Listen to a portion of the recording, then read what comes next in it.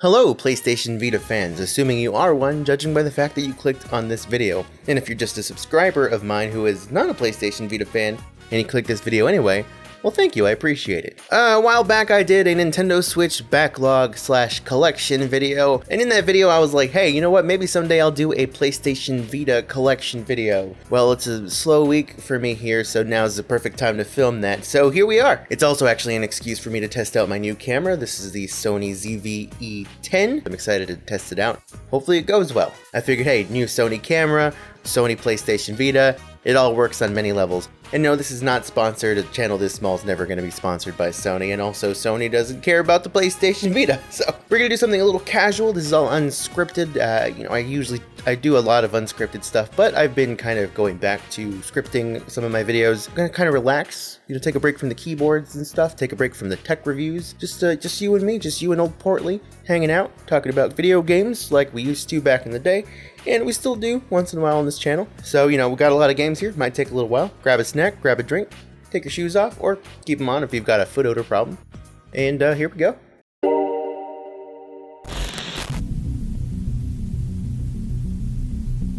So why not start off with the PlayStation Vita itself? This here is the Borderlands version, the box anyway, of the slim model of the PlayStation Vita. By the way, this camera has an autofocus thing. It's supposed to lock into my eyes. But I'm also testing out the product showcase thing, which it's a feature of the ZV-E10, where if I put a product in front of my face, it just focuses right there, and then it goes right back to my face. Look at that. Super quick, lightning fast. Isn't that beautiful? So anyway, this is at least the box for the original, well, my first Vita that I received, which was a gift from my wife, who's sitting right over there playing RimWorld. This is the box that came in. It was the slim model, black version with an 8GB memory card, which is a total joke. And it had a card for Borderlands 2, which I redeemed and never played. But I don't actually have the Vita that came in this box. I just still have the box, and I like how it looks. Many years ago, I traded in my slim model for the white OLED version, and I just never looked back. It's beautiful. It's still one of my favorite looking devices to just look at. It's more comfortable in the hand, in my opinion, than the Slim Vita, because it's thicker and it's not as crampy and small like the Slim Vita could be. Although honestly, with the cost of PlayStation Vitas going up, I would not mind picking up a nice colorful Japanese slim model, like an imported one. That'd be pretty cool, I think. So now we're gonna get into the games. I've got stacks here in front of me. I'm just gonna pull from them. I have no idea what order they're in. We're just gonna pull and go through. But I do see here that I actually have the first game that I got for the Vita, and it's the reason that I got the Vita back in the day. Persona 4 Golden, which at the time was a PlayStation Vita exclusive, considering the PlayStation 2 original Persona 4. It is now on Steam, so you could buy it there, but this was one of the reasons to get a PlayStation Vita back in the day, and it was the reason I got one. It was actually only like 20 bucks for a while. I think it's gone up in price. One of my favorite games of all time, and I still absolutely love it. It got me really into the Persona franchise. If you have not played Persona 4 Golden, at least pick it up on Steam. If you can get the Vita version and play it on the Vita, do it. Jumping from my first game to my most recent game, we have Shiren the Wanderer, the Tower of Fortune and the Dice of Fate. It's quite a name, but it's also quite a game. It's a mystery dungeon game which combines elements of turn-based roguelike gameplay with RPG mechanics as well. I actually haven't played all that much of it, but I have enjoyed what I've played quite a bit, and I've heard it's one of the better games on the Vita. It's actually really cool. In fact, it's one of the collector's editions I have here. This thing I got brand new, sealed just earlier this year on Amazon for like 40 bucks. The collector's edition includes an art book, the soundtrack, and then this little tin which contains this little bracelet thing, which is actually supposed to be sort of a old Japanese themed version of the bracelets from 999, the Zero Escape series. So that's pretty sick because I love those games. So that was just not something I expected, especially in a Shiren the Wanderer. Next, we have Exist Archive, which is a game that I purchased on Amazon a few years ago for like 7 bucks. It was just at a time when Vita games were pretty cheap, especially if they didn't sell too well. Got it brand new on Amazon for $7, and I have not played it. From what I understand, it's somewhat of a spiritual successor of Valkyrie Profile. It has similar gameplay with the side-scrolling RPG. I don't know if the combat's the same. I don't know too much about it. I don't know if it's good. I don't know if it's bad. I know that it was $7, and eventually I will play it. Next, we have Digimon Story Cyber Sleuth. This is actually an import This is the Asian version with English subtitles, so it's the exact same English game that you can download on the PlayStation Vita from PSN. But yeah, this is an import. I actually didn't buy this. This was a gift from a close friend of mine, and it's just awesome to have it on my shelf. I had started and made quite a bit of progress on the PSN version. Unfortunately, the saves are not compatible, so I had to start the game over when I got this one. I'll start over the game, I guess, just to take off like 10 gigabytes from the memory card. Lego Star Wars The Force Awakens. I don't know, Lego games are fun, and this is actually one of my only platinum trophies. I actually took the time to earn the platinum. Lego games are somewhat easier to platinum, so I figured, hey, why not? If there's anything I can say in this life that I've accomplished, I platinum Lego Star Wars The Force Awakens on the PlayStation Vita. So, you can go ahead and hit the subscribe button now if you haven't already. This is Final Fantasy X/10-2. I don't know if you could tell there, but it's not like... It was a fan reprint. I bought it off of Etsy or something. I had a used copy that just came with the game card, and I did not have a case. And as a collector, I like to have the cases. I usually prefer official, but if I can't get the official one, or if it's just too expensive, I will usually just buy one off of Etsy or something if I can. Up close, you can tell that it's not legit, but it at least looks legit, so that's nice. Here is an import copy of God Eater 2. I actually got this on PlayAsia.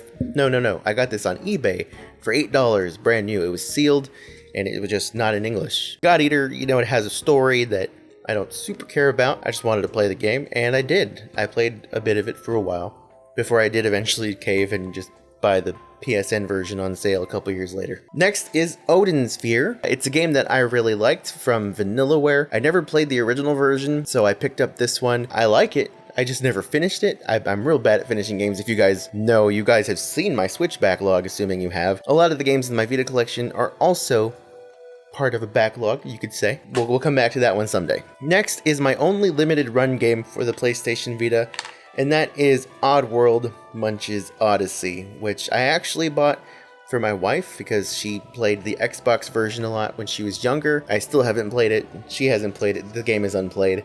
But we have it, and if I ever do feel like playing Munch's Odyssey, or if she does, we have it on the Vita. Up next, one of the gems in the collection, Gravity Rush. From what I understand, I believe the Vita version of Gravity Rush is actually somewhat rare now. It's a really fun game. It is a little hard to wrap around the way that the game works, that way that you manipulate gravity and you fly around and stuff. It's a very unique game at the time, and from what I understand, people have really come to enjoy Gravity Rush 1 and 2 on the PlayStation 4.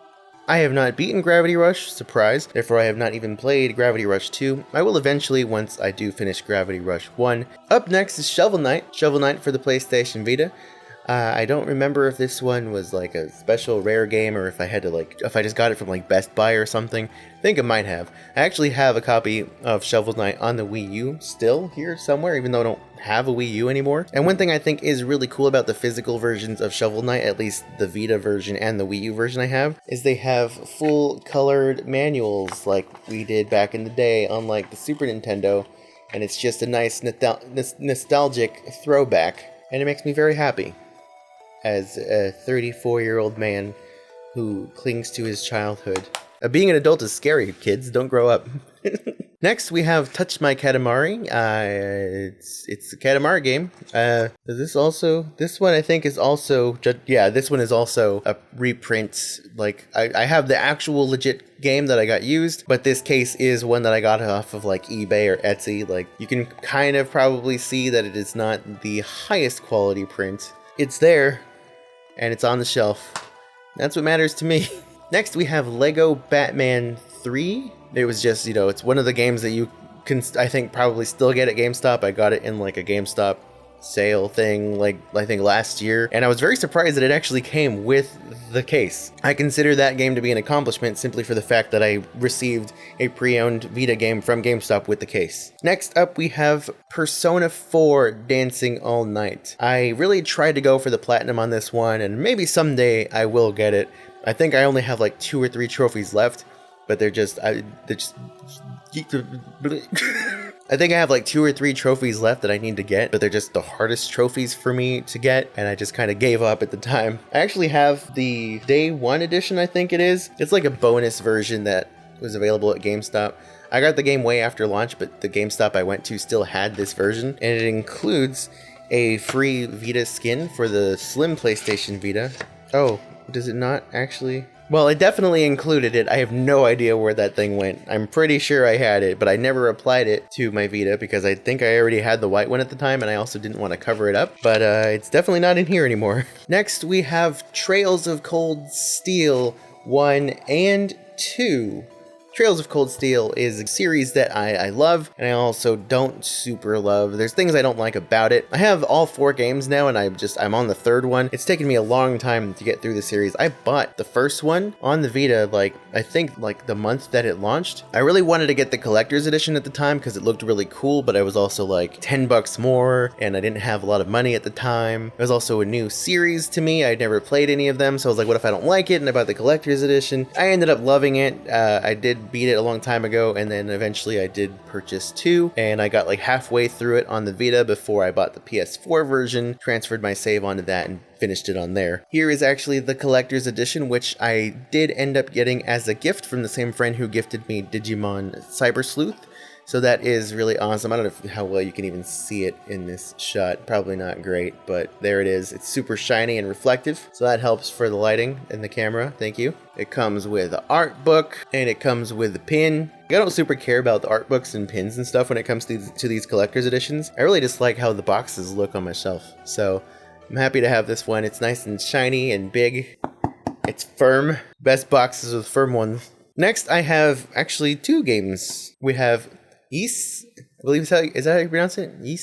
Ys Memories of Celceta. It was as you can see, only on PlayStation. It was an exclusive at the time. There is a remade version, or like a remastered version, that came out recently, I think, on the PS4. This was actually my first Ys game, and I liked it a lot. I did finish this one. I really enjoyed it. And then I also have Ys 8, the Lacrimosa of Dana, and this one was really cool too. I also beat this one. From what I understand, the Vita version is the inferior version. Other versions of the game have more content. They run at a better frame rate. Even the Switch version is supposed to be better than this one. But despite all that, I enjoyed this game quite a bit, and I saw it all the way through. If I finish an RPG, you know it's good. Next, I have a case for Minecraft. There is, at least in the States, no physical cartridge for Minecraft on the Vita. It even says on here, downloadable game voucher, because when you bought the Vita version of Minecraft physically, it only came with a download code. Cool, thanks. Next, we have Dragon Quest Builders. This is another import. I got it from Play Asia. I think it was actually my first Play Asia purchase. It is the Asian version with English subtitles, so again, like the Digimon game, it's the same text and everything that you would have in the digital English version you can get on PSN, but it's just in a physical version. I really wanted this one for a while, so I did pick it up, and it was a great game. I liked playing this game a lot. This is another game that I kind of bought mainly for my wife, and I have not played it, and she has not played it, and I think this is one of the ones that we've had in the collection for probably one of the longest times. That is Little Big Planet PS Vita. The game looked like it was a lot of fun from the gameplay and trailers I've seen, because it used the touchscreen in various ways. It was actually a very creative and fun looking Little Big Planet game that I just have yet to ever play. Maybe I will soon, because it looks like it was fun. Next, we have World of Final Fantasy Day 1 edition, except it's not, because it's another reprinted case. It's another one I got used from GameStop without the case. Thank you, GameStop. And it's a game that just kind of, I didn't get all that far in, because it just kind of made me upset.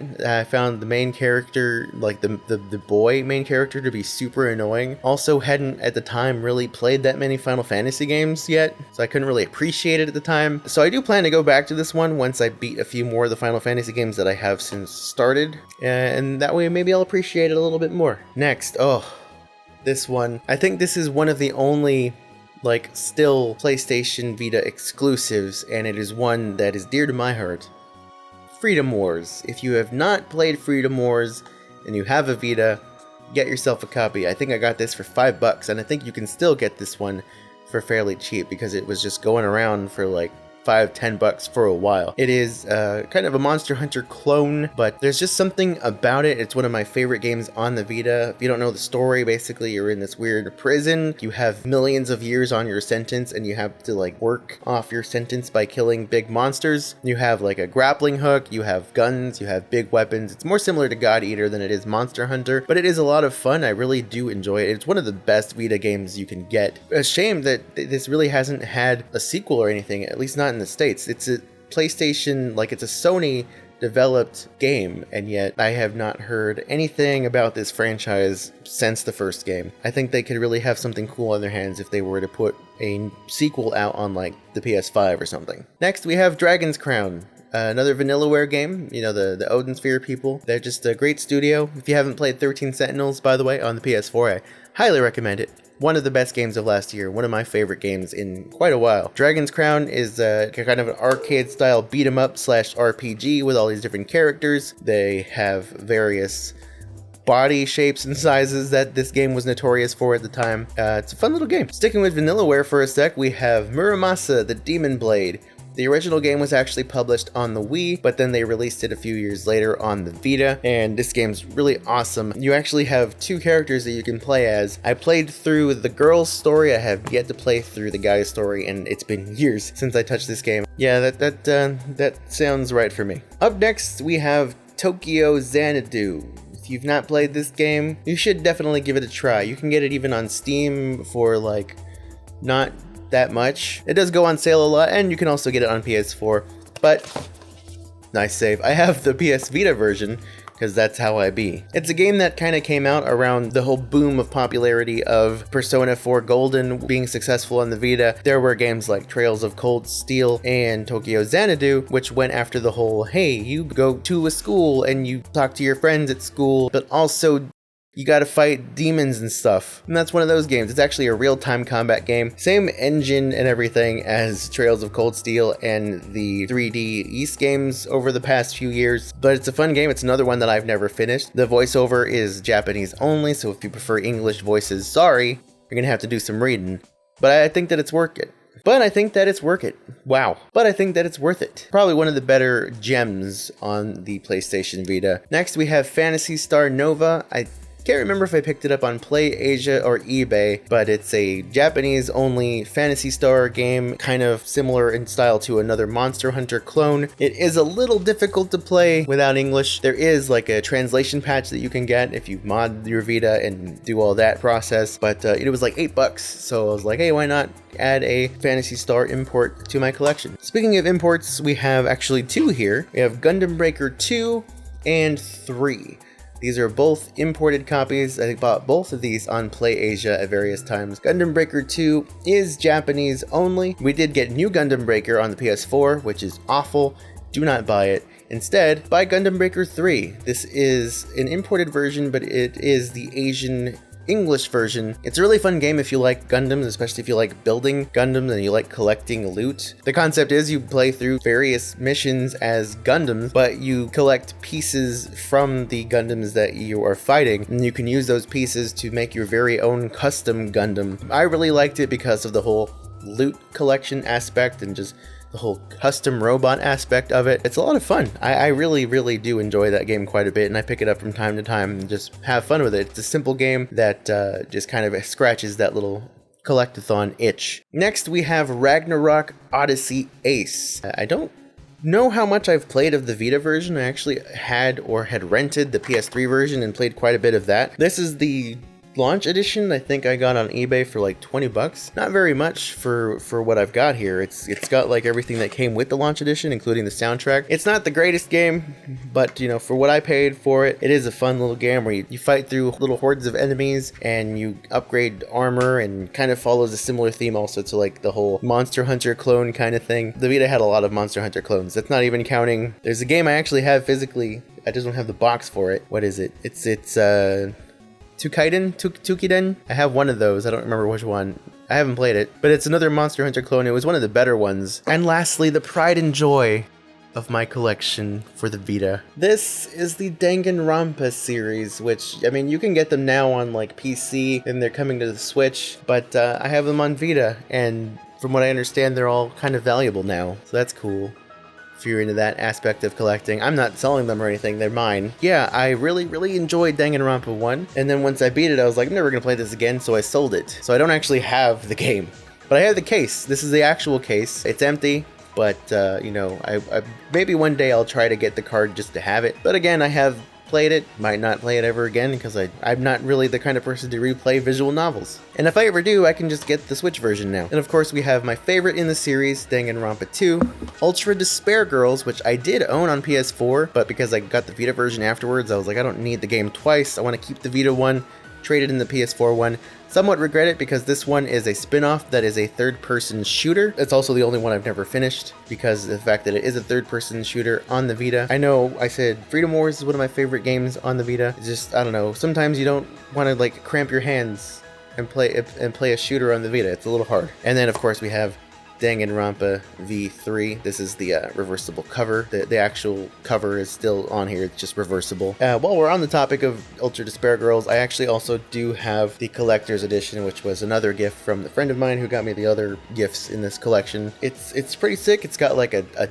tie, I think, in here.